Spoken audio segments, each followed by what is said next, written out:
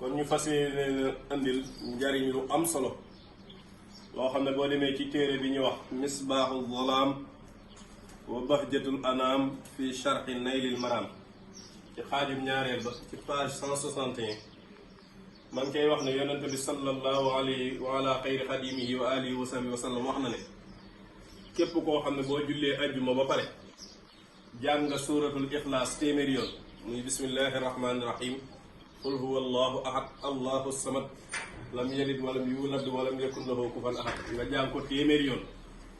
yu sell boo paree nga julli ci yonent bi sallallahu alayhi wasallam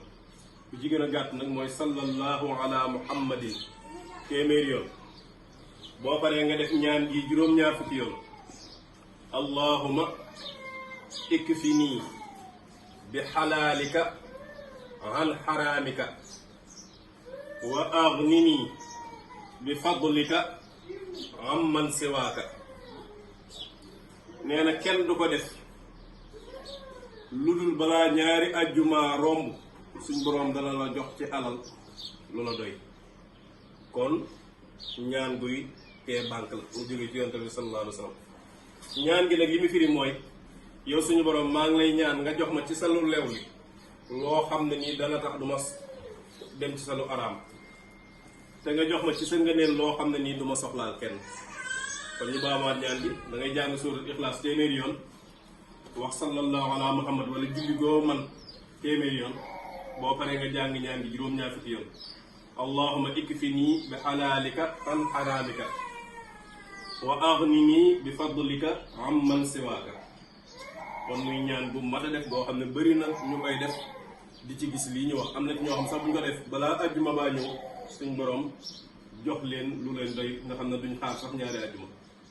kon ci lii la ñu fàttali ne bisub ajjuma baax na lool nga ciy jàng suuratul kahfi ndax yonente bi sallallahu alayhi wa ala xayri xadim wa alihi wa sallam wax na ne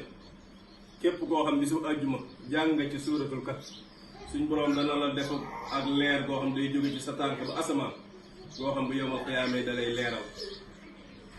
te suñ borom dana la fajal aajo yu bari te Sëriñ Tuubaa wax na ci téere bi tudd Masaalikul Jinaan ba tey wax ne képp koo xam ne nii jàng sóoratul kahfi ci bisu ajjuma amul looy sàkkoo njariñ lu gën a rëy loolu te suñ borom tamit dana la ci defal kaaraange aar la ci ñaan gii ñu waxoon nag ba tey Yonent sallallahu alayhi wasallam wax na ne suñ borom dana la ci fajal téeméeri aajo juróom-ñaar fukki te àllaaxira fanweeri fii ci àdduna waaleykum salaam wa rahmatullah